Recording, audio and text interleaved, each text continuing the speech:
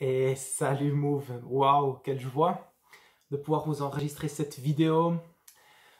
C'est tellement cool que vous puissiez aussi vous retrouver dans les différents groupes, aux différentes places pour manger ensemble, pour prier ensemble, pour pouvoir aussi partager un texte et puis regarder cette vidéo.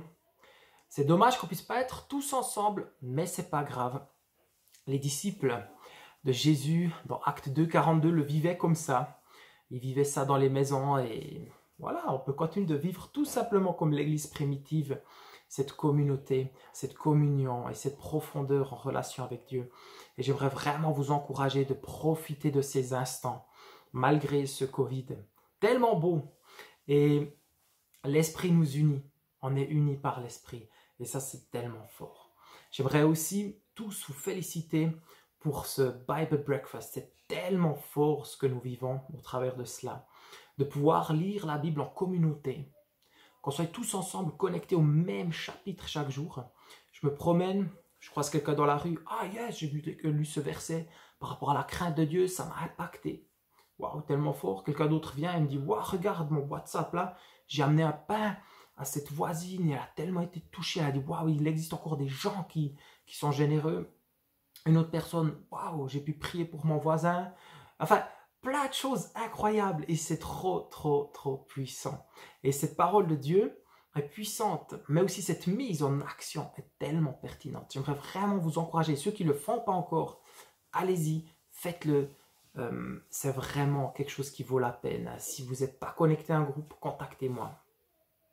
Ce matin, j'aimerais vous raconter une petite histoire. Une petite histoire qui s'est passée il y a bien des années en arrière dans le pays de l'Égypte, au milieu des pyramides.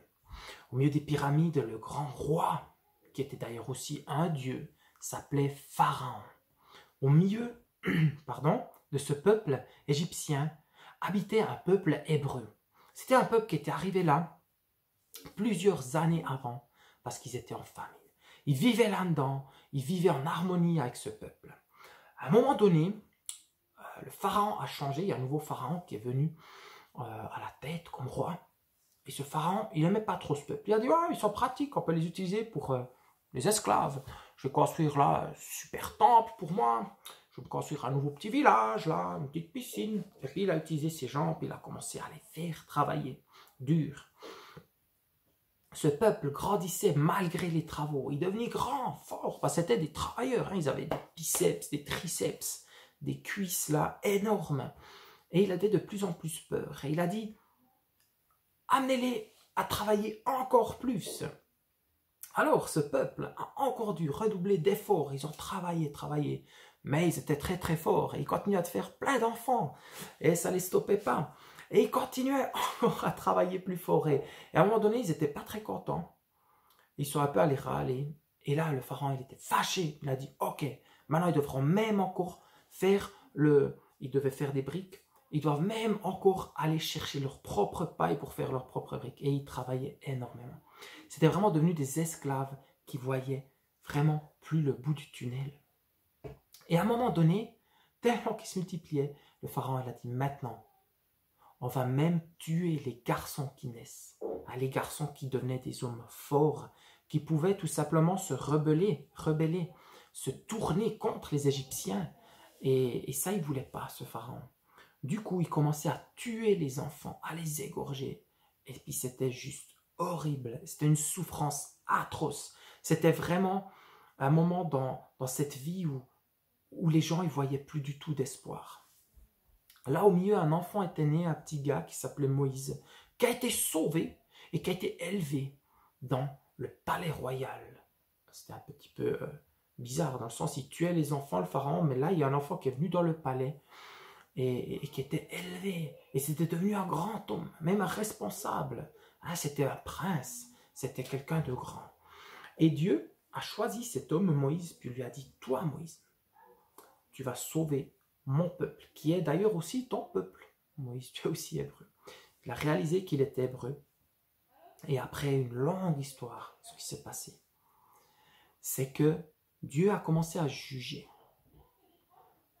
Dieu, le Dieu du peuple hébreu, a commencé à juger le Dieu Pharaon. ce roi Pharaon. Et il y a plusieurs plaies, hein. Il y avait une dizaine de plaies en tout, mais plusieurs plaies qui sont venues les unes après les autres. Le peuple a été totalement détruit par Dieu. Il y avait toujours la nourriture qui a été attaquée, l'eau qui a été attaquée, les gens qui sont devenus malades, à une exception. Là où le peuple hébreu habitait, il n'y a rien eu. Ils ont été épargnés. Dieu prenait soin de son peuple. Et est arrivée cette dernière fois, cette dernière plaie. Et j'aimerais vous raconter, c'est l'histoire de la Pâque. La première Pâque qui a été tout au début dans ce peuple hébreu. Et à cette Pâque, Dieu est venu et a dit à Moïse et à Aaron, qui était son compagnon fidèle, « Les gars, vous allez dire à tout le peuple hébreu qu'ils doivent être prêts. Ils vont être délivrés. Qu'ils soient prêts. Il faut qu'ils mettent leurs sandales, il faut qu'ils mettent leurs vestes, il faut qu'ils prennent leur bâton en main, il faut qu'ils soient prêts à partir. Tu leur diras qu'ils prennent un animal, un agneau ou un chevreau, qui aura une année, mâle, sans défaut, parfait. Ils vont l'égorger, prendre le sang, mettre ce sang autour de la porte, hein, sur le linteau en haut et sur les bâtons sur les côtés. Parce que cette nuit viendra un esprit de mort tuer tous les premiers-nés. Et tous ceux qui auront mis ce sang de cet agneau seront épargnés. Ok. Et après, tu leur dis tout simplement qu'ils fassent une grillade avec cette bête, avec cet agneau ou ce chevreau. Et qu'ils invitent leurs voisins s'ils ont trop de viande. Et ils font une grillade, ils mangent. Et ils mangeront aussi du pain sans levain. Hein, c'est de ce pain plat là, comme on mange avec les durum ou les faritas. Voilà, excellent menu. Putain, t'es là, mais oh. Du coup, si on le contextualise aujourd'hui, hein, c'était pas juste une petite sandale. Nous, aujourd'hui, si on devrait partir ou aller dehors, comment on s'habillerait, surtout en hiver maintenant? Ben, on devrait quand même bien s'habiller. On devrait prendre déjà, premièrement, une veste. Voilà, hein, pour prendre froid. Tac, donc on doit être prêt, hein, on doit être prêt pour le départ.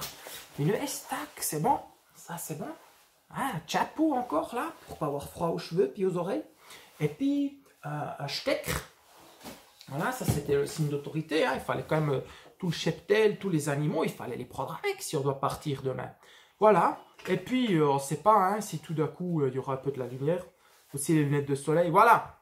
Et puis après, vous grillez. Vous mangez. Ok. Donc l'équipe, ils étaient là.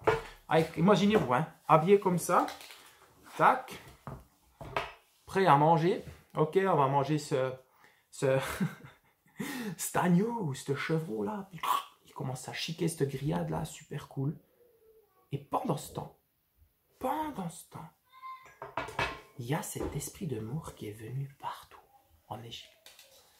Partout, cet esprit est venu tuer les premiers-nés. Tous ces premiers-nés.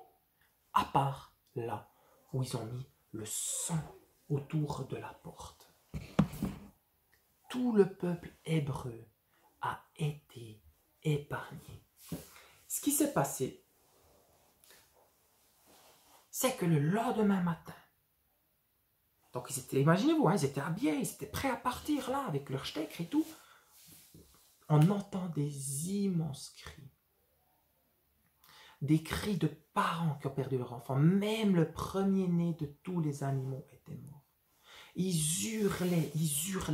Et le pharaon vient et il dit, partez maintenant, c'est le moment, partez d'ici. Moïse, Aaron, venez, on y va. Et là, s'ils ne seraient pas prêts et habillés, s'ils n'auraient pas eu le ventre plein de nourriture, ils n'auraient jamais pu se lever et partir. Et du coup, ils se sont levés et ils ont pu partir. Ils ont été libres. Ils n'ont pas eu besoin de se battre. Ils n'ont pas eu besoin de faire quoi que ce soit. Dieu est là, a pris soin d'eux, au milieu de ce pyramide, ce grand empire égyptien. Waouh! Quand j'ai lu l'histoire au début, je me suis dit, c'est tellement bizarre de manger avec une veste, avec un bâton, avec les souliers pour dehors, genre, j'imagine ils avaient leurs souliers de travail, là, tu vois, c'est plein de poussière, même de boue. Mais Dieu s'occupe de tout. Le peuple avait simplement une chose à faire. Obéir à Dieu, lui faire confiance. Et j'aimerais vraiment encourager chaque parent à reprendre ce texte et à peut-être remontrer peut-être la vidéo aux enfants et à rediscuter sur ça. Et j'aimerais faire 2-3 pas de plus de réflexion par rapport à cette histoire. J'ai réalisé durant ces quelques semaines que souvent on combat le faux combat. Et je voudrais vraiment parler de ce vrai combat. À combien de fois nous essayons par nous-mêmes. Viens, on va essayer de combattre. Ça ne joue pas. Par nous-mêmes, combien de fois on se trompe de combat. On se trompe littéralement de combat. Ça ne joue pas. Et le Covid a tellement révélé ces choses. Ça m'a tellement encouragé de voir. Il y a des choses tellement inutiles qu'on faisait. Il y a des choses qu'on fait aujourd'hui qu'on se dit, mais waouh, c'est tellement important. Et je pense que nous devons trouver l'essentiel. Nous devons pouvoir simplement comprendre ce que Dieu veut et lui obéir. Ça vous motive? Moi, ça me motive tellement. Pardon. Ce vrai combat. Et vous voyez, cet esprit de mort, il est venu en Égypte. Cet esprit de mort, il est venu là où le peuple hébreu il était. Mais le peuple hébreu, il n'a pas fui, il était juste là. Dans Jacques 4, 7 s'écrit « Résistez à l'ennemi et il fuira loin de vous ». Et je pense clairement que là, souvent, nous essayons de fuir l'ennemi. Nous essayons de courir loin de Satan. Et je ne pense pas que c'est le but premier. Alors, je ne dis pas qu'il faut rester là où Satan est, je ne parle pas de ça, mais je parle du fait que de courir après Jésus. Et je pense clairement que c'est ce que Dieu aimerait. C'est qu'on court après lui. C'est qu'on le recherche. Qu'on lui obéisse, qu'on proclame ce sang de Jésus, ce sang de l'agneau autour des portes, et qu'on fasse des bonnes petites criades. Dans toute la foi. C'est cette foi qui nous sauvera. La foi que Jésus a tout vaincu. La foi que Satan n'a aucune autorité sur nous. Parce que Jésus a tout vaincu. Amen. C'est tellement bon. Vous voyez, nous devons être prêts.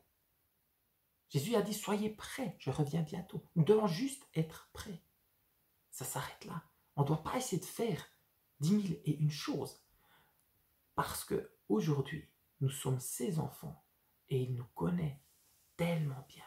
Alors, résister à l'ennemi, c'est d'être là et juste obéir à Dieu, s'occuper des bonnes choses, s'occuper peut-être des bonnes choses à faire et pas s'occuper des choses que Dieu ne nous a pas demandé de faire. Ce que j'aimerais t'encourager, c'est juste d'être toi-même au bon endroit et d'avoir la foi que Jésus s'occupe de toi et prend soin de toi. Ce combat, en fin de compte, il n'est plus contre des personnes, il n'est plus contre des choses extérieures. Ce combat que nous avons à combattre, c'est plus contre la chair et le sang, comme c'est écrit dans Ephésiens 6, au verset 12, mais c'est contre ces principautés, toutes ces choses qui essayent de nous déstabiliser. Et là, quand on regarde les armes, ou plutôt l'armure que Dieu nous donne, vous pourrez lire ce texte après, c'est tout simplement ce salut, cette justice, cette vérité, la parole de Dieu. Jésus, ce qu'il nous demande, c'est de pouvoir être connecté à lui, de lui courir après, et ça s'arrête là. C'est tellement un cadeau, ces valeurs que Jésus nous donne. Il ne nous dit pas, ouais, il faut faire 1, 2, 3, faire une petite potion magique, ou bien tu danses 3 fois autour de l'arbre vert dans ton jardin et tu fais ci. Non, être juste, être toi-même, vivre dans cette vérité, vivre dans la parole de Dieu. Et c'est pour ça qu'on aimerait challenger ça avec Bible Breakfast. C'est, hey, les amis, ce bon combat, le vrai combat de la foi, et se trouve dans la parole. C'est de la parole que la foi grandit, que tu rencontres Jésus. Tellement fort et tellement pertinent. Ce peuple hébreu, il a pu vivre comme un enfant qui avait qu'une seule chose à faire, c'est confiance à Dieu. j'étais, durant toute cette année, plusieurs fois confronté à Dieu qui me disait, mais il y a deux choses qui sont importantes pour ta vie, Fabrice. Premièrement, sois pur. Deuxièmement, ne quitte jamais ma présence. J'aurais plutôt voulu qu'il me dise, lis la Bible en unanime. Ce serait été beaucoup plus simple à faire, dans le sens, je saurais exactement ce qu'il faut faire. Mais être tout le temps dans sa présence, et tout le temps avoir des pensées pures, des paroles pures, mon œil, ce qu'il regarde, que ce soit pur, ou ce que j'écoute, que ce soit pur, c'est tellement challengeant. Mais c'est ce que j'ai envie. Et c'est pour ça que j'ai envie de me lever et d'être comme un sacrifice vivant. Dans Romains 12, c'est ça le vrai culte. Aujourd'hui, le culte, c'est pas un rassemblement de foule. Le vrai culte, c'est d'être une personne qui offre toute sa vie comme un sacrifice. C'est pour ça que j'aimerais vous encourager, les amis, à être ce sacrifice vivant, à vous habiller, à être prêt, à vous lever, et puis à recevoir ce que Dieu veut vous donner. Soyez bénis. Merci pour qui vous êtes. Et à bientôt. Ciao.